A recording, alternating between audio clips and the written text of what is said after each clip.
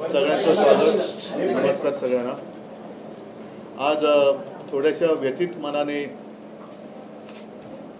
मी आपल्याशी संवाद साधतो आहे. कारणं स्पष्ट आहेत. दोन कारणांवरती, दोन विषयांवरती आज मी बोलणार आहे. एक, जो आपल्या देशाच्या लोकशाहीच्या दृष्टीने अतिशय महत्त्वाचा असलेला विषय, महाराष्ट्रातल्या अपात्र आमदारांच्या बाबतीतला सर्वोच्च न्यायालयाच्या कालच्या निकालाबद्दलचं माझं मत आहे. आणि दुसरं साहजिकच आहे, मराठा आरक्षणाचा विषय आता चिघळलेला आहे, पेटलेला आहे. ठिकठिकाणी आंदोलनं होत आहेत. काही ठिकाणी रोज मराठा तरुण आत्महत्या करतायत. त्याहीबद्दल मी विस्ताराने बोलणार आहे. पण सुरुवातीला काल जो सर्वोच्च न्यायालयाने एक निकाल किंवा आदेश दिलेले आहेत त्याच्याबद्दल मला बोलणं भाग आहे. ह्याचं कारण असं, मी दसऱ्याच्या माझ्या मेळाव्याच्या भाषणात बोललो होतो, अपात्रतेचा निर्णय हा एक आहेच, पण त्या निमित्ताने सर्वोच्च न्यायालयाचं अस्तित्व, सर्वोच्च न्यायालयाचं महत्त्व आपल्या देशात काय आहे, काय असणार आहे, आणि त्याच्यावरती आधारित देशाची घटना जी डॉक्टर बाबासाहेब आंबेडकरांनी लिहिलेली आहे ती, आणि देशातली लोकशाही यापुढे टिकणार आहे की नाही, या निर्णयाकडे केवळ आपल्या देशातल्याच नागरिकांचं नव्हे तर जगातल्या सर्व नागरिकांचं लक्ष आहे. कारण आपला देश हा आता जागतिक लोकसंख्येत नंबर 1चा देश आहे. त्याच्यामुळे सर्वात मोठी लोकशाही ही आपल्या देशात आहे. आणि तीच लोकशाही जर धोक्यात आली असेल तर आपण सगळेजण आणि त्याचबरोबरीने सर्वोच्च न्यायालय काय करते यावरती सगळ्यांचं लक्ष आहे. लवाद हा निर्णय मानणार आहे की नाही, आदेश मानणार आहे की नाही. कारण असे जर का हे लवाद ट्रायब्युनल सर्वोच्च न्यायालयाचे निकाल न जुमानता आपल्या मर्जीने, आपल्या मस्तीने वागायला लागले तर मग या देशाची जी काही हाल जे काही होतील ते कोणालाही सावरता येणार नाही. आणि काल जो आदेश अत्यंत स्पष्ट शब्दात सर्वोच्च न्यायालयाने इथल्या लवादाला दिलेला आहे, म्हणजे नार्वेकरांना दिलेला आहे, तो अनिल तुम्हाला मी सांगतो जरा वाचून दाखवा. हा एवढ्यासाठी आपल्याकडे तो आलेला आहे. पण काल संध्याकाळी माझ्या बातम्यात किंवा वाचनात असं आलं की नार्वेकर असं म्हणाले की अजून मी तो काय वाचलेला नाही आहे, मी असं ऐकलेलं आहे वगैरे वगैरे वगैरे. हे त्यांचे सगळे जे काय आहे तर त्याच्यासाठी केवळ त्यांनाच नव्हे तर राज्यातील सर्व जनतेला हा नेमका आदेश आहे, निर्देश आहेत तरी काय हे कळलं पाहिजे. आणि मी तर माझ्या मुंबईतल्या आणि सर्वच आमदारांना असं सांगणार, सर्वच आमदारांना, आज आमदारच तुम्ही पण आहात, सर्वच आमदार जर नार्वेकर मुंबईत असतील तर त्यांना ह्याची कॉपी मुद्दामून द्या आणि त्यांच्यासमोर पण एकदा त्याचं वाचन करा. जरा तुम्ही याचं एक दोन ओळी जे आहेत ते वाचून दाखवा, म्हणजे मग मी पुढच्या विषयावर. काल सर्वोच्च न्यायालयाने जे काही आदेश दिलेत त्या आदेशाचा थोडक्यात अर्थ असा आहे की शिवसेनेने जी काही पिटिशन्स केली होती आमदार अपात्रतेच्या बाबतीमध्ये, या बाबतीमध्ये अध्यक्षांकडनं एक वेळापत्रक सादर केलं जाणार होतं. आणि ते वेळापत्रक सादर करताना काल त्यांनी एक ॲफिडेव्हिट दिलं आणि त्या ॲफिडेव्हिटमध्ये त्यांनी असं सांगितलं की 28 फेब्रुवारीपर्यंत आम्हाला वेळ हवा आहे. त्याची दोन कारणं त्यांनी दिली होती की दिवाळीची सुट्टी आणि अधिवेशन. परंतु या बाबतीत तीव्र नापसंती व्यक्त करून सुप्रीम कोर्टाने असं सांगितलं की आम्ही ऑलरेडी सगळं प्रकरण सेट केलेलं आहे, या बाबतीत आपल्याला निर्णय घ्यायचा आहे आणि तो निर्णय घेण्यासाठी एवढे दिवस काही थांबायची गरज नाही. कारण हे दोन विषय जरी बाजूला काढले तरी जवळपास 30 दिवस आपल्या हातात उरतायत. आणि म्हणून ही जी पिटिशन्स आहेत, आमचं 16 जणांचं पिटिशन आणि गोगावलेंचे केलेलं पिटिशन, या दोन्ही पिटिशनचा निर्णय आणि त्यावरचा म्हणजे त्याची सुनावणी आणि त्यावरचा निर्णय हा 31 डिसेंबर पूर्वी तुम्हाला घ्यावाच लागेल, अशा प्रकारचे स्पष्ट आदेश त्यांनी काल दिलेले आहेत.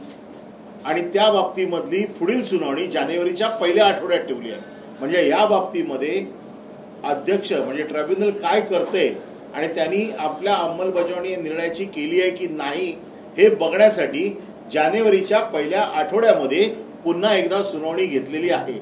त्यामुळे या सगळ्या गोष्टींचा अंतिम निवाडा हा 31 डिसेंबर पूर्वी हा करावाच लागेल. तो जर केला नाही तर कंटेम्प्ट ऑफ कोर्ट होईल आणि त्याची तीव्र दखल न्यायालय 31 तारखेच्या नंतर जी पहिल्या आठवड्यात जानेवारीच्या सुनावणी ठेवलेली आहे त्याच्यात ती घेईल. ठीक आहे. याचाच अर्थ असा की घटनेनुसार जर का न्याय निवाडा झाला आणि जो होईल याची मला खात्री आहे, कारण मी परंपरेच्या बाबतीत सुद्धा दसरा मेळाव्यात बोललेलो आहे. महाराष्ट्राला सुद्धा एक न्यायदानाची परंपरा आहे जी रामशास्त्री प्रभुणे यांच्या नावाने आज सुद्धा आपण म्हणतो की रामशास्त्री बाणा. सत्ताधीशांपुढे न झुकता, समोर सत्ताधीश किती बलवान असला तरी त्याच्याही समोर न झुकता न्याय देण्याची परंपरा ही महाराष्ट्राने देशालाच नव्हे तर जगाला दाखवलेली आहे. आणि त्याच परंपरेला जागून केवळ शिवसेनेलाच नव्हे तर लोकशाहीला न्याय मिळेल याची मला खात्री आहे. आणि असं होईल याची खात्री असल्यामुळे 31 डिसेंबरला सरत्या वर्षाला आणि अपात्र सरकारला आपण निरोप देऊ हाही माझ्या मनामध्ये विश्वास आहे. आता दुसरा मुद्दा जो आहे आरक्षणाचा, मी त्याहीबद्दल दसरा मेळाव्यात बोललोय. परवासुद्धा मी माझं एक पत्रक दिलं होतं, पण अजूनही काही मार्ग निघत नाहीये. काल एक मीटिंग मुख्यमंत्र्यांनी घेतली, पण त्या मीटिंगला माझ्या माहितीप्रमाणे दोन्ही उपमुख्यमंत्री हजर नव्हते. एका मुख्यमंत्र्यांना डेंगी झाले असं कानावर आलं आणि दुसरे उपमुख्यमंत्री हे मराठा महाराष्ट्र याहीपेक्षा भाजपाचा प्रचार करायला रायपूरला गेले होते. म्हणजे ज्यांना आपल्या राज्यामध्ये सगळं जळत असताना, लोक रस्त्यावरती उतरली असताना, तरुण आत्महत्या करत असताना देखील पक्षाचा दुसऱ्या राज्यातला प्रचार महत्त्वाचा वाटतो, अशी लोक हे या समाजाला न्याय देऊ शकतात का? हा एक प्रश्न ज्याच्या त्याच्या मनातला आहे, तोच मी आज बोलतोय. मी आपल्या माध्यमातून जरांगे पाटलांना सुद्धा विनंती करतोय, जी विनंती मी त्यांना भेटलो होतो तेव्हा केली होती, की कृपा करून तुम्ही टोकाचं पाऊल उचलू नका. तुमच्यासारख्या लढवयांची राज्याला आणि समाजाला गरज आहे. तुम्ही सुद्धा आणि मराठा समाजातल्या तरुणांना सुद्धा मी विनंती करते की कृपा करून आत्महत्येसारखं टोकाचं पाऊल उचलू नका. आणि त्याचबरोबरीने आपापसात कुठे मतभेद होतील, जाळपोळ होईल, भांडण होईल असं काही करू नका. कारण आज सकाळी जरांगे पाटलांनी सुद्धा तेच म्हटलेलं आहे की जाळपोळ करण्यामागे दुसरे कोणतरी असू शकतात. मग हे दुसरे कोण जरी असतील तर त्यांचं षडयंत्र हेच आहे की महाराष्ट्राला बदनाम करून टाकायचं. एक तर महाराष्ट्रामध्ये येऊ शकणारे उद्योगधंदे यांनी गुजरातकडे पळवले, इतर राज्यात पळवले आणि महाराष्ट्र असा बदनाम करायचा की नवीन उद्योग महाराष्ट्रात येणारच नाही. आणि अशी परिस्थिती उद्भवली तर मग नोकऱ्या मिळणार कुठून? तर त्याहीपेक्षा मला असं वाटतं की आज महाराष्ट्रामध्ये एक अस्वस्थता आहे, सर्व समाजाच्या मनात भीती आहे की आपलं काय होणार. मराठ्यांना त्यांचं आरक्षण, त्यांचा न्याय हक्क हा मिळालाच पाहिजे, याच्याबद्दल दुमत नाही. एक गोष्ट लक्षात घेतली पाहिजे की मराठे स्वाभिमानी आहेत, त्यांना दुसऱ्याच्या पानातलं वाढलेलं खेचून घेण्याचा कुठेही त्यांची इच्छा नाही, तशी त्यांची मागणी नाही. मराठा समाज आहे, धनगर समाज लढतो आहे, ओबीसीच्या मनामध्ये धाकधूक आहे, आदिवासींच्या मनामध्ये धाकधूक आहे. आपलं काय होणार जर मुख्यमंत्र्यांची शपथ घेतली छत्रपती शिवाजी महाराजांची, ती शपथ त्यांनी गादीवर बसल्यानंतर 1.5 वर्षानंतर का घेतली? मधल्या काळामध्ये त्याने प्रश्न सोडवायला काही हरकत नव्हती. आणि आज सुद्धा जर ते राज्याच्या पातळीवरती हा विषय सोडवत असतील तर काही करा, पण मार्ग काढा. आमच्याशी मी मागेही बोलूही नका, तुम्ही मार्ग काढा, आम्ही तुमच्या सोबत आहोत, आम्ही तुमच्या सोबत आहे. पण महाराष्ट्राची जी एकजूट आहे, महाराष्ट्राची जी एकता आहे ती संपवण्याचा प्रयत्न जर कोण करत असेल तर महाराष्ट्राने सुद्धा सावध होण्याची आज गरज आहे. आज सुद्धा मंत्रिमंडळाची ते काहीतरी बैठक घेत आहेत, त्याच्यामध्ये आपण वाट बघूया. जी काही एक अपेक्षा त्यांच्याकडनं आहे की सर्व समाजाचा हक्क, समाजाचे हक्क आहेत, त्याला कुठेही धक्का न लावता मराठा आणि धनगर समाजाला ते आरक्षण देऊ शकत असतील, आनंद आहे. आणि न पेक्षा हा जो विषय आहे हा लोकसभेमध्ये सोडवण्यासारखा आहे. कारण आपल्याला सर्वांना कल्पना आहे की दिल्ली सरकारच्या बाजूनी सर्वोच्च न्यायालयाने जो निर्णय दिला होता तो देखील लोकसभेमध्ये 5वी बहुमताच्या बळावरती भारतीय जनता पक्षाने कसा वळवला हे आपल्याला माहिती आहे. त्याच्यामुळे ही टक्केवारीची जी काही गोष्ट आहे ती लोकसभेमध्ये आपण सोडू शकतो. जर हे विशेष अधिवेशन राज्यामध्ये विधिमंडळाचं घेऊन प्रश्न सुटत असेल जरूर घ्या, पण त्यापेक्षा मला असं वाटतं संसदेचं विशेष अधिवेशन घेऊन तात्काळ हा प्रश्न सोडवला जाऊ शकतो. जी मागणी मी जरांगे पाटलांच्या समोरच गणपतीच्या दिवसात जेव्हा एक खास अधिवेशन संसदेचं बोलवलं गेलं होतं तेव्हाही केली होती, तीच आज करतो आहे. आणि त्याच्यासाठी एक पाऊल म्हणून आता सगळीकडे कसं सुरू झालेलं आहे की ज्यांना कळले की आपण 31 डिसेंबर नंतर अपात्र होणार आहोत ते राजीनामा द्यायच्या तयारीत आहेत. म्हणजे काय होतंय की गद्दारीचा शिक्का पुसण्यासाठी काहीतरी करतोय, तर त्याच्यात मला जायचं नाहीये. मी महाराष्ट्रातल्या केंद्रीय मंत्र्यांना एक विनंती करतोय की या आमदारांनी आणि खासदारांनी राजीनामे त्यांचं कर्तव्य म्हणून जरी दिले तरी सुद्धा मोदी सरकारवरती काही परिणाम होणार नाहीये. आज देखील आपण वृत्तपत्रात पाहिलं असेल मेरी माती मेरा देश असं काहीतरी केले ना, म्हणजे माझी माती माझा देश, पण त्या देशात माणसं आहेत हेच जर पंतप्रधान विसरत असतील तर त्या जाहिरातीला काय अर्थ नाहीये. मी अनेकदा म्हटलेले की माझा देश म्हणजे देशातली माती दगड धोंडे नव्हे तर देशातली माणसं ती अस्वस्थ असतील तर पंतप्रधानांचं हे सुरेख कर्तव्य आहे की काय चाललंय आपल्या देशामध्ये, काय राज्यामध्ये मणिपूर जळतंय, महाराष्ट्र पेटतोय आणि तुम्ही काहीच करत नाही, येऊन नुसतं राजकीय भाषण करून जात आहे. तर त्यापेक्षा मला असं वाटतं की जशी आज राज्याची कॅबिनेट मिटिंग आहे तशीच कधी असते केंद्राच्या कॅबिनेटची मिटिंग मला कल्पना नाही आहे.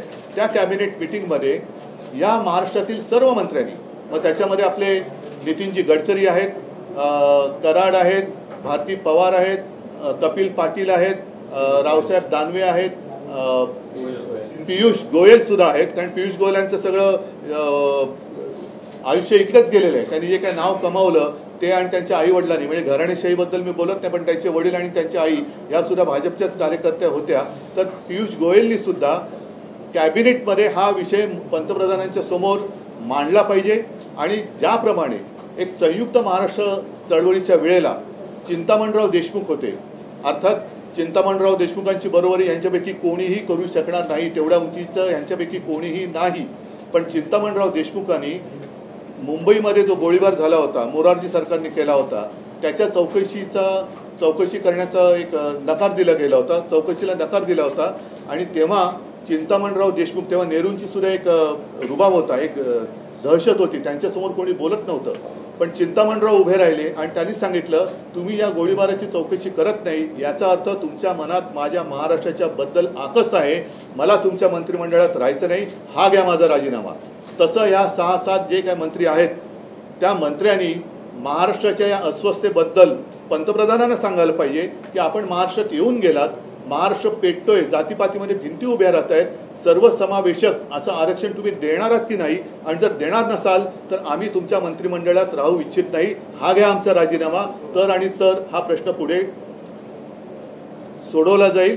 आणि मंत्रिमंडळाने राजीनामा दिल्यानंतर सुद्धा जर का पंतप्रधानांवरती काही परिणाम होणार नसेल तर मग मी असं म्हणेल की महाराष्ट्रातल्या सर्व पक्षाच्या 48 खासदारांनी एकजुटीने राजीनामा द्यावा. एकजुटीने महाराष्ट्राची ताकद काय असते, महाराष्ट्र कसा एकवटतो, नेहमी आपण जे म्हणतो ना महाराष्ट्राने देशाला दिशा दाखवली, ती वेळ आता आलेली आहे. जी हुकुमशाही मी म्हणतो ती तोडून मोडून टाकण्याची आत्ताच वेळ आलेली आहे. मराठा समाज आहे, धनगर आहे, ओबीसी आहे, आदिवासी आहे, सगळे समाज आहेत, त्यांना समाधानी करण्यासारखं आरक्षण हे पंतप्रधानांनी दिलंच पाहिजे, लोकसभेमध्ये हे दिलं गेलं पाहिजे. आणि त्याच्यात केंद्र सरकार जर हात वर करत असेल तर मग महाराष्ट्रातल्या या मंत्र्यांना मंत्रिमंडळात राहण्याचा काही अधिकार नाही. म्हणून मी सर्व मंत्र्यांना सांगतोय की तुम्ही ज्या वेळेला केंद्रीय कॅबिनेट मिटिंग असेल तेव्हा पंतप्रधानांसमोर त्यांना सांगा की बाकीचे विषय बाजूला ठेवा, हा पहिला आमचा मुद्दा आहे, याच्यावरती काय ते सांगा, नाही तर हा आमचा राजीनामा आहे. एवढं धाडस त्यांनी दाखवावं अशी माझी अपेक्षा आहे.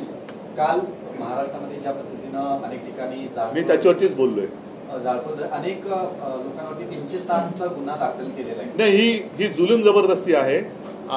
मी आणखीन पण काही वाचले की शासन आपल्या दारी म्हणून जे काही थोतांड चाललेलं आहे तो कार्यक्रम नीट होण्यासाठी आमच्यासह काही इतर पक्षाच्या कार्यकर्त्यांच्या, म्हणजे शासन आपल्या दारी आणि पोलीस आपल्या घरी, हा कोणता प्रकार आहे, हे कोणतं सरकार आहे?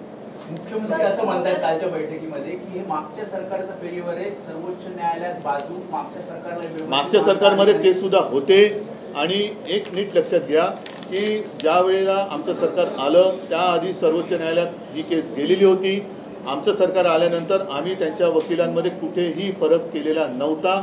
जे वकील आधीच्या सरकारने नेमले होते तेच ते नेमले होते. जी काय माहिती होती ती वेळेवर दिली गेलेली होती. पण साधी गोष्ट आहे, नुसतं स्वतःचे कपडे झटकून चालणार नाही. आता तुम्ही बसलेला आहात, तुम्ही महाराजांची शपथ घेतलेली आहे, प्रश्न सोडवतात की नाही एवढं पहिले सांगा. आम्ही इतनी सारी बात हिंदी में कैसे कर सकते हैं? तुम्ही जो मुद्दा मांडला भावनिक आणि पंतप्रधानांवर एक दबाव निर्माण करणं. नाही, दबावाचं नाही मी म्हणत आहे, पण प्रश्न सोडवण्यासाठी शेवटी मुळापर्यंत जाण्याची गरज आहे. विधानसभेचं अधिवेशन घेऊन हा प्रश्न सुटत असेल तो मागेही आपण केलेला आहे. आज अधिवेशन घ्यायचं तर आत्ता अधिवेशन घ्या, आमची तयारी आहे. आम्ही पूर्णपणे या आरक्षणाच्या बाजूने आहोत, पण विषय सोडवा. पण कोर्टात हा मुद्दा टिकत नाही. म्हणूनच मी ते दुसरं उदाहरण दिलं की एक तर कोर्टाचा निकाल फिरवण्याचा अधिकार लोकसभेला आहे, जो त्यांनी दिल्ली सरकारच्या बाबतीत केला. पण ही टक्केवारीची जी काही एक अडचण आहे ती सोडवण्याचा सुद्धा अधिकार केवळ आणि केवळ संसदेला आहे असं मला वाटतं. त्या पलीकडे जर कोणी आणखी हुशार असतील त्यांचा सल्ला घ्या, पण हा विषय सोडवा.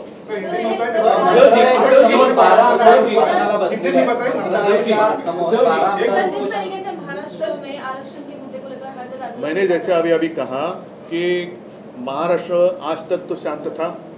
मैंने इसलिए सारे लोगों को धन्यवाद भी दिया था, जरंगे पाटिल साहब को भी मैंने धन्यवाद कहा था. लेकिन अब लग रहा है कि स्थिति हाथ से बाहर निकल रही है और मैं सब लोगों को एक विनती करता हूं कि आपस में लड़ाई कर कुछ होने वाला नहीं है.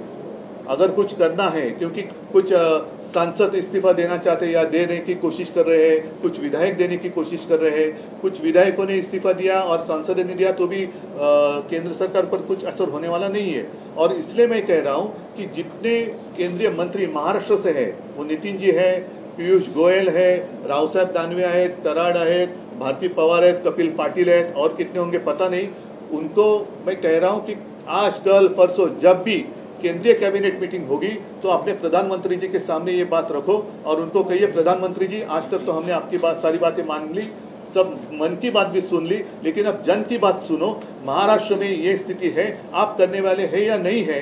अगर हाँ है तो जल्दी करो, नहीं है तो हम इस्तीफा देना चाहते हैं, हम आपके कैबिनेट में नहीं रह सकते. इतनी हिम्मत तो उन्होंने दिखानी चाहिए. तुम्ही मुख्यमंत्री असताना महाराष्ट्राच्या अनेक विषयांवर पंतप्रधानांची भेट घेतली आहे. जो आता सध्या ज्वलंत मुद्दा आहे महाराष्ट्राचा, तुमची तयारी आहे का पंतप्रधानांना भेटून हा मुद्दा मांडण्याची? मी या विषयासाठी पंतप्रधान भेटायला मला काहीच अडचण नाहीये, पण मी मुख्यमंत्री असताना जे विषय मांडले होते त्याची दखल नाही घेतली गेली. आता ते मी बोलल्यानंतर ऐकत असेल, मी आता तुमच्या समोर मी पंतप्रधान भेटायला जायला तयार आहे. पण जे मुख्यमंत्री उपमुख्यमंत्री त्यांच्यातल्या राजी नाराजीच्या नाटकासाठी मंत्रिमंडळ विस्तार मंत्री याच्यासाठी दिल्लीत जातात, याच्यासाठी एकदा तरी गेलेत का आतापर्यंत? का गेले नाहीत? सगळे समाज हे सगळे अस्वस्थ आहेत. म्हणजे मराठा समाज रस्त्यावरती उतरलेले आहेत, धनगर सुद्धा आतून धुमसत आहेत, ओबीसी अस्वस्थ आहेत, आदिवासी अस्वस्थ आहेत. या समाजांना शेवटी रिकामं पोट भरण्याची जबाबदारी कोणाची आहे? आणि म्हणून मी परत सांगतोय की महाराष्ट्रामध्ये आगी पेटवायच्या की जेणेकरून महाराष्ट्र बदनाम होईल. एक तर येऊ घातलेले उद्योगधंदे हे त्यांच्या राज्यात त्यांनी नेले. मुंबईचं सुद्धा महत्त्व ते मारतायत, सगळं काही त्यांच्या गुजरात, अहमदाबाद, सुरतला सगळं ते घेऊन जात आहेत. असं जर का वातावरण चिघळलं तर उद्योगधंदे येणार नाहीत, त्यांचं काम होतंय.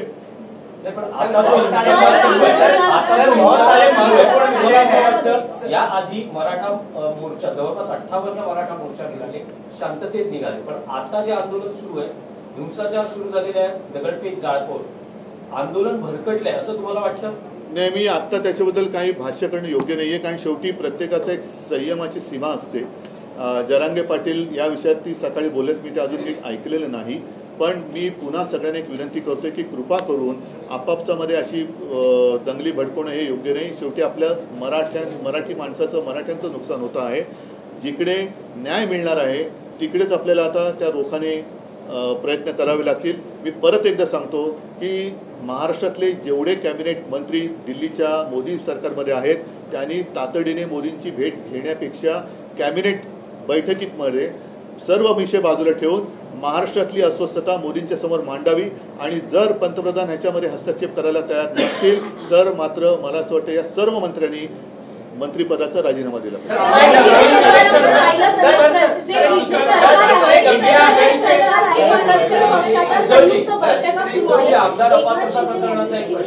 कोणतरी एकाने त्यांच्या पक्षातील आमदारांची बैठक बोलवली आहे. काल देवेंद्र फडणवीस यांनी देखील कोर कमिटीची बैठक घेतली, अजित पवार यांनी देखील आमदारांची बैठक बोलली. तर संयुक्त बैठका घेण्यापेक्षा सर्वपक्षीय आमदारांची बैठक किंवा नेत्यांची बैठक का घेतली जात नाही? सर्वदलीय बैठक बोलवली आहे. अरे जरा ऐका, जरा एका प्रश्नाचं उत्तर देऊया. आता जे मी म्हटलं ना तुम्हाला की काही खासदारांनी राजीनामे दिले, हे कोण आहेत जे सत्तेमध्ये आहेत त्यांनी? अरे सत्तेत आहेत तर प्रश्न सोडवा ना, राजीनामे कशाला देत आहे? मंत्र्यांनी राजीनामा दिले पाहिजे. सत्तेत आहे तर जाऊन बसा तुम्ही, मुख्यमंत्र्यांच्या तिकडे बसा, उपमुख्यमंत्र्यांकडे, पंतप्रधान, तुम्ही खासदार आहात ना तर जा ना संसदेत, आणि संसदेत आवाज का नाही उठवला आजपर्यंत?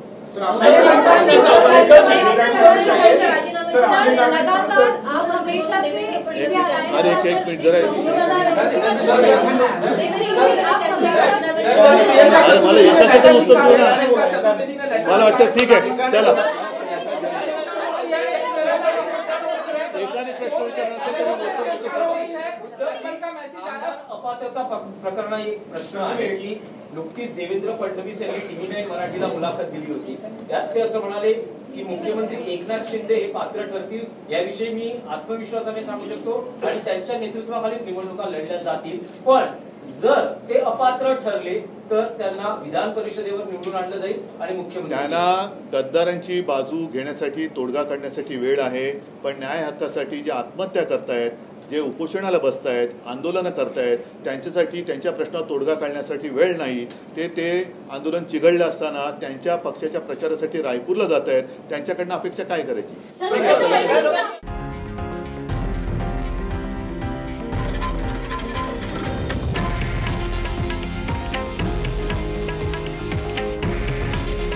हे आहे देशातील नंबर 1 न्यूज नेटवर्क आणि आपण पाहत आहात TV9 मराठी. काळजी तुमची, हित महाराष्ट्राचं.